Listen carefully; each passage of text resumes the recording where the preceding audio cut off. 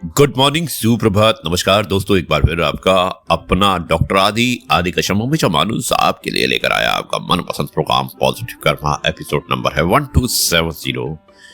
और आज की एक विशेष कहानी है जो मैं आपको लेकर आया हूं आपके लिए, सिर्फ आपके लिए, जिसका शीर्षक है समाधि। जाइएगा मत, शुरुआत करता हूं इस कहानी की कुछ इस प्रकार। एक राजा था, उसके कोई संतान नहीं थी। इससे राजा की रानी कमला बड़ी दुखी थी। एक दिन की बात है कि रानी सुबह सुबह अपने महल से बाहर निकली। अभी थोड़ी दूर गई थी कि उसे अपने सामने किसान आता हुआ दिखाई दिया। किसान के कंधे पर हल था। वो कोई लोकगीत गुनगुनाता हुआ जा रहा था। अचानक किसान की नजर उस रानी पर पड़ी और वो तुरंत ही लौट गया। रानी ने उसकी इस हरकत को देख लिया। उसने तुरंत ही अपने रथ को रोका और सारथी से कहा कि इस किसान को हमारे पास लाओ। थोड़ी देर में वो किसान रानी के सामने पहुंचा। उसने हाथ जोड़कर रखे थे। रानी ने उससे पूछा कि तुम अचानक लौट क्यों पड़े? तुम्हें तो खेत की ओर जाना था। किसान ने विनती भरे स्वर में कहा, रानी जी, मुझे कोई काम याद आ गया, इसलिए लौट पड़ा। किसान के स्वर कपकपा रहे थे। रानी ने कड़क कर कहा, तुम झूठ बोल रहे हो, सच सच बताओ कि बात क्या है। किसान कई बहाने बनाता रहा, पर जब रानी एकदम गुस्से में भर उठी तब किसान ने गिड़गिड़ाते हुए कहा कि आप मेरी मां के बराबर हैं। यदि आप मुझे क्षमादान दें तो मैं सच सच बताऊं। रानी ने उसे क्षमादान दे दिया। तब किसान अपराधी की तरह सर झुकाकर बोला, रानी मां, मैं किसान हूं। खेती ही मेरा जीवन है, संसार है। आज मैं पहली बार खेत बोने जा रहा था। और सबसे पहले, ये कहते कहते किसान चुप हो गया। रानी की आकृति दुख की परछाइयों से घिरी गई। उसने व्यथित स्वर में कहा कि कहो कहो किसान भाई, कहो ना, रुक क्यों गए? किसान ने कांपते स्वर में कहा, रानी मां, आप बांझ हैं और बांझ का पहला सामना बहुत ही बुरा होता है। उससे खेत फलता फूलता नहीं। यदि फल फूल जाए तो वो ईश्वरीय आपदा का शिकार हो जाता है। रानी की आंखें छलछला गई। उसका स्वर भर गया। अत्यंत स्नेह से बोली, जाओ भाई जाओ, तुम्हारा कोई दोष नहीं। मैं सचमुच भाग्यहीन हूं। और रानी वापस महल में आ गई। महल में देवी का मंदिर था। देवी 4 भुजा वाली थी। रानी देवी को बहुत मानती थी। उसने देवी के सामने लेटकर बिलक बिलक कर रोने लगी। उसने प्रतिज्ञा की, मां, या तो मेरे घर पर लगे बांझपन के कलंक को मिटा दो, अन्यथा मेरे प्राण ले लो। मैं तेरे मंदिर में पांव नहीं रखूंगी, अन्न जल नहीं करूंगी। रानी ने प्रतिज्ञा ले ली थी। अब इस प्रतिज्ञा की खबर राजा को पहुंची। और राजा तो सही मायनों में राजा था, भोग विलासी और कठोर प्रशासक। वो तुरंत ही रानी के पास आया। उसने रानी को समझाया कि अरे तू पागल है जो इतनी छोटी बात के लिए इतनी बड़ी प्रतिज्ञा कर ली। स्त्री के लिए यह छोटी बात नहीं है, बल्कि बहुत बड़ा कलंक है। रानी ने सुबक कर कहा, महाराज, आज मैं सुबह सुबह निकली तब एक यात्री ने और यह कहकर एकदम अचानक रानी चुप हो गई।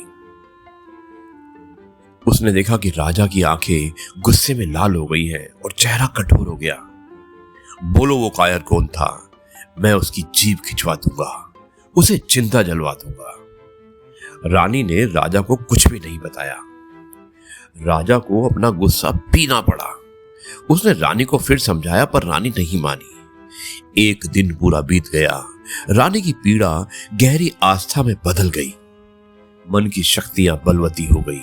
देवी को याद करते करते उसकी आंख लग गई। उसने सपने में देखा कि देवी मां ने उसे एक फूल दिया है। कहा है, जा तेरे एक संतान होगी। वो संतान मेरा वरदान है। उसे सदा ये बात दिलाती रहना, याद दिलाती रहना रानी ने यही कहा, रानी को यही कहा, बल्कि माता ने, देवी माँ ने, कि अपनी संतान को हमेशा ये बात याद दिलाती रहना कि वो मेरा वरदान है। और इतना कहकर सपना भंग हो गया। रानी बड़ी खुशी हुई। उसने तुरंत आकर राजा को सपने के बारे में बता दिया और राजा भी बड़ा प्रसन्न हुआ। कुछ दिनों बाद रानी ने राजा को बताया कि वो मां बनने वाली है। रानी ने एक पुत्र को जन्म दिया और पुत्र सचमुच देवी का वरदान था, रूपवान और गुणवान। पर राजा ने देवी के वरदान का ध्यान न करके राजकुमार का लालनपन बड़े ही ठाट बाट से करना आरंभ कर दिया। राजकुमार का नाम भी उसने जानबूझकर विलास प्रिय रखा। उसे उन सभी बातों से दूर रखा जिससे देवी का वरदान सच होता हो। उसने चारों ओर एक ऐसा समूह था जो उसे बताता रहता कि राजा का बेटा राजा होता है और उसे संसार के सारे प्राणियों से शानदार जीवन बिताने का हक है। स्वयं राजा को भी ये गुमान था कि उसने अपने पुत्र को अपने सांचे में अपने हिसाब से ढाल लिया है। एक दिन ये बात अपनी रानी को भी कही कि मेरा बेटा मेरे जैसा ही होगा, वो इस राज्य के खजानों को और भोगेगा। रानी की आंखों में आंसू आ गए। उसने कहा, आप देवी मां का वरदान भूल रहे हो। राजा ने उसकी इस बात की कोई परवाह नहीं की, यानी कि उसकी बात को इग्नोर कर दिया। और दोस्तों, एक दिन की बात है, राजकुमार विलास प्रिय शिकार खेलने के लिए महल से अपने साथियों को लेकर गया। वो थोड़ी दूर ही गया था कि जंगल में आग जलती हुई पाई। उसने पता लगाया कि तो मालूम हुआ कि उसके कारिंदे कुछ गरीबों की झोपड़ियां जला रहे हैं। राजकुमार ने पूछा, क्यों जला रहे हो? उसके साथी ने बताया कि राजकुमार, इन लोगों ने हमारे खिलाफ बगावत की है। कैसी बगावत? राजकुमार ने पूछा। सबने कहा कि लगान नहीं देने की। राजकुमार गंभीर हो गया और उसने धीमे स्वर में कहा कि लगान क्यों नहीं देते हैं? अकाल पड़ रहा है। भला हमारे महाराज ने अकाल के अंदर थोड़े ही डाला है। अकाल अपने आप पड़ता है, इसलिए हम अपनी लगान माफ क्यों करें? राजकुमार ने अपने घोड़े को उस ओर भगाया। उसके साथी उसे रोकने लगे, पर वो नहीं माना। वो एक पूरी की पूरी बस्ती थी। बस्ती धाएं धाएं जल रही थी। चारों ओर बच्चों, बूढ़ों और स्त्रियों का क्रंदन गूंज रहा था। राजा के कारिंदे निर्दयता से घोड़े परसा रहे थे। राजकुमार ने देखा कि एक बुढ़िया बचाओ बचाओ कहकर भाग रही थी और एक घुड़सवार उसके पीछे भाग रहा था। बुढ़िया गिरती है और घोड़ा उसे कुचल देता है। विलास प्रिय का कलेजा मुंह को आ जाता है। वो अपनी आंखें बंद कर लेता है और अचानक एक युवती भागती भागती विलास प्रिय के पास आती है और हाथ जोड़कर कहती है, मुझे बचाओ, मुझे बचाओ, ये लोग मेरी इज्जत लूट रहे हैं। राजकुमार को देखकर वो घुड़सवार ठिठक जाता है। युवती बेहोश हो जाती है। राजकुमार का हृदय पसीज जाता है और वो सीधा महल में लौट जाता है। अपनी मां के पास गया, सारा किस्सा बयान किया। मां ने भी रोते हुए कहा कि बेटा, कितनी मिन्नतों के बाद देवी मां ने मेरी गोद भरी है, पर तुम्हारे पिता ने तुम्हें सदा अंधेरे में रखा। यहाँ के मंत्री, अधिकारी और स्वयं राजा प्रजा का भयानक शोषण करते हैं। तभी राजा आ गया और उसने रानी को कठोर स्वर में कहा, तुम मेरे विरुद्ध बगावत कर रही हो, मेरी संतान को मेरे विरुद्ध भड़का रही हो। रानी, मैं राजा हूं और एक राजा रानी को भी बगावत करने की आरोप की सजा दे सकता है। विलास प्रिय ने विनती भरे स्वर में कहा, लेकिन पिताजी, ये तो आपकी पत्नी है और मेरी मां भी है। राजा पहले राजा है। हम सबके बीच कोई मानवीय नाते रिश्ते नहीं रखते। राजा ने लापरवाही से कहा, मानवीय संबंधों से सिंहासन की रक्षा नहीं होती, प्रशासन चलाने के लिए कठोरता की भी जरूरत होती है। विलास प्रिय कुछ नहीं बोला और वो चुपचाप अपने कक्ष में चला गया। रात को चोर की तरह निकल पड़ा। अपने नगर को देखा। प्रजा अनेक कष्टों से जकड़ी हुई थी।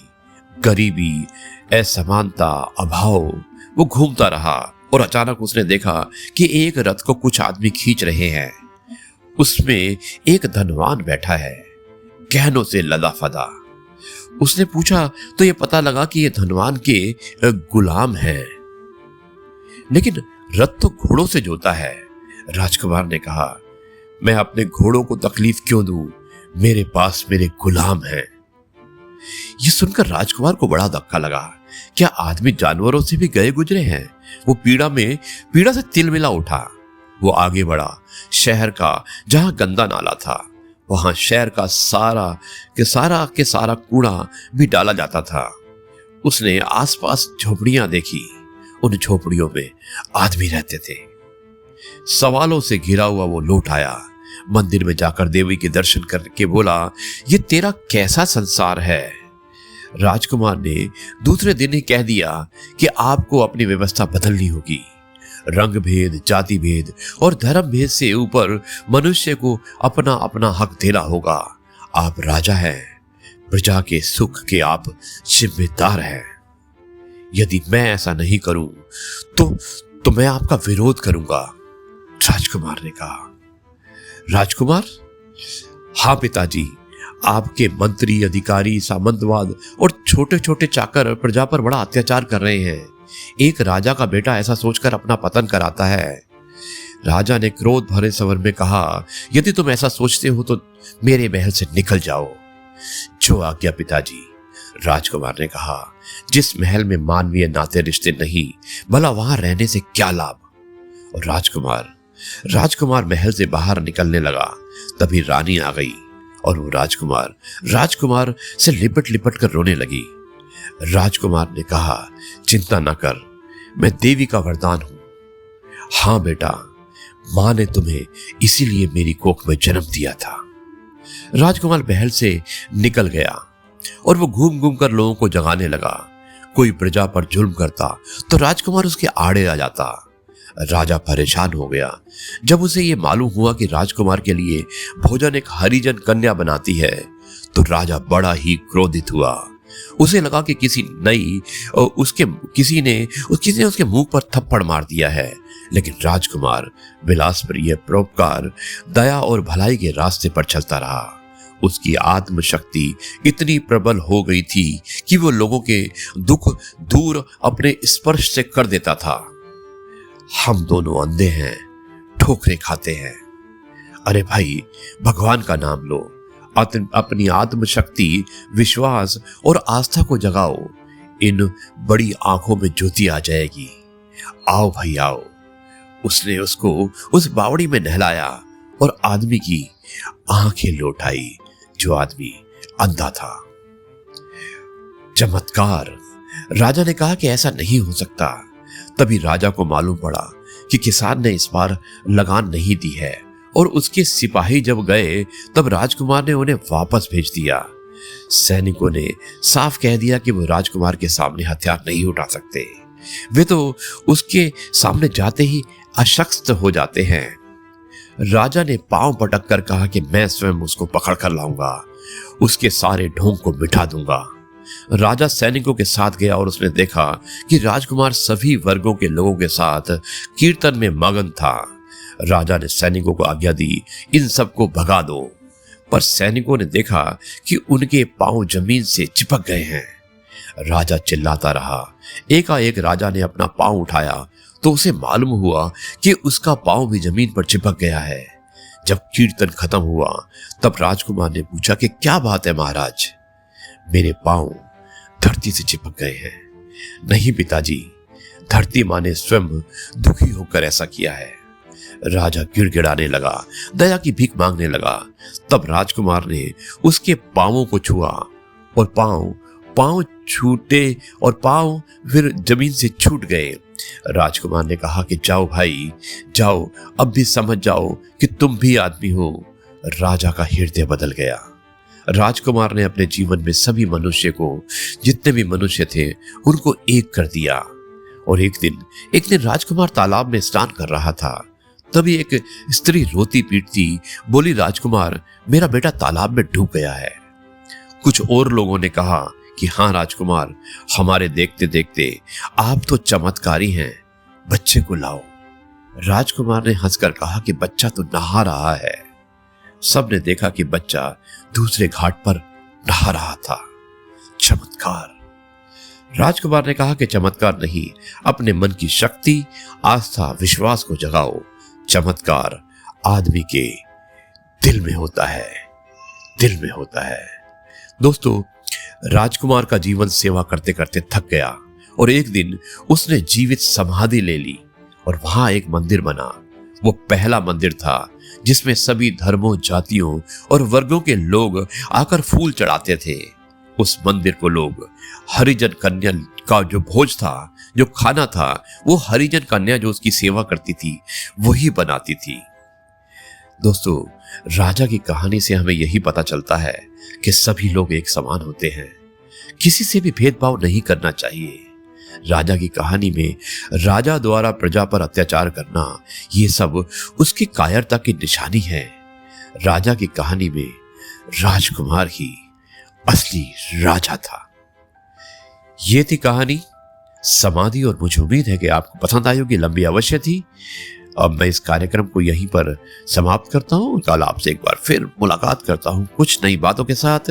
तब तक के लिए आपसे कहता हूं जय गुरु जी, शुक्राना गुरु जी।